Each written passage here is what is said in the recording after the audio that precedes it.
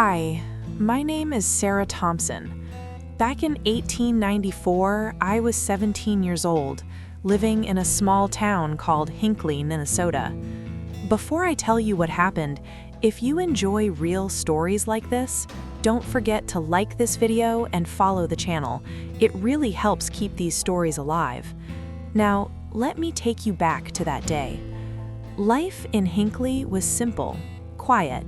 We were surrounded by endless forests deep in Minnesota.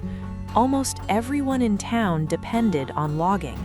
Every morning, men would head into the woods to cut down trees that seemed to stretch forever into the sky.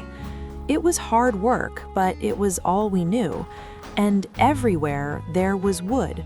Cut branches, dry leaves, scraps left behind after the trees were taken. It covered the ground like a thick blanket, but no one worried about it. Burning the leftovers was part of the routine. Small fires were normal, controlled, or at least that's what we believed. That summer felt different, hotter than usual, drier. Weeks went by without rain. The ground cracked under our feet. The trees felt brittle, like they could snap at any moment. Even the air felt strange, heavy, like something was waiting. But no one thought it was dangerous. Not really, until September 1st. That morning started like any other. People were working, talking, living their lives. And somewhere out in the forest, small fires had already begun. We didn't think much of it. Smoke in the distance wasn't unusual. Logging crews burned debris all the time. It was just part of life. But this time, the fire didn't go out. It started spreading. Slowly at first, quietly, almost like it didn't want to be noticed. And then the wind came. I remember it clearly. It started as a breeze. Then it grew stronger and stronger until it felt like the air itself was rushing past us. The trees began to sway violently, and suddenly the fire changed. It wasn't just burning anymore, it was moving. Fast, too fast.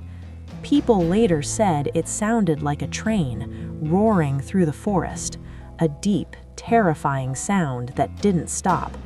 I remember hearing it and feeling something I had never felt before. Fear. Not the kind that makes you nervous, but the kind that freezes you. Then the sky turned black. Not dark like night, but thick, heavy, filled with smoke. Ash started falling around us like snow, but hot, burning. And the heat? It became unbearable. It felt like the air itself was on fire. Every breath hurt. That's when we saw it, a wall of flames in the distance, moving toward us. And that's when everyone started running. There was no warning, no plan, just panic. People rushed through the streets, screaming, calling out names, trying to find their families. I remember grabbing my younger brother's hand so tightly, I thought I might never let go. We didn't know where to go. No one did.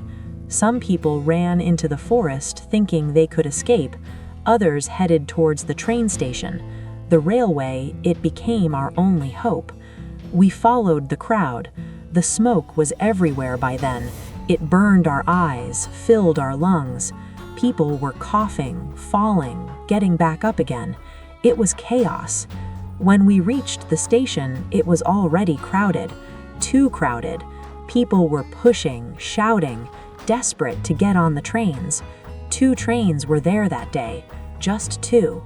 The first one began to move, slowly at first, then faster, carrying as many people as it could. I remember watching it go, wondering if that was our only chance slipping away. The second train, that was the one we tried to reach, but the fire was already too close. The heat was overwhelming. I could feel it on my skin, like it was burning through my clothes. The smoke made it hard to see anything. People were collapsing around us. For a moment, I thought we weren't going to make it, but somehow the train started moving. Through the smoke, through the fire. I remember looking out and seeing flames on both sides, trees exploding, sparks flying through the air like a storm. It didn't feel real. It felt like the end of the world. And somehow we got out, but not everyone did. For those who couldn't reach the trains, there was only one choice left: water. People ran towards rivers and lakes, jumping in, trying to escape the flames. Some stood in the water for hours, with only their heads above the surface, breathing in smoke, watching everything burn around them. Some survived, many didn't. When it was over, there was nothing left. Hinckley was gone, completely gone. Homes, buildings, streets, everything had been reduced to ash. The place I grew up in, the place I called home, it had simply disappeared. And the people? So many were gone. More than 400 lives lost. Entire families wiped out. Some were never even identified. Even years later, they were still finding remains in the forest. A reminder that what happened that day wasn't just a fire. It was something far worse. The Great Hinckley Fire changed everything. It forced people to rethink how they dealt with fire, how they treated the land, how they prepared for disasters. But for us, it didn't change what we lost, because on that day, there was no warning, no time, no escape, only fire. And for many, it was the last thing they ever saw.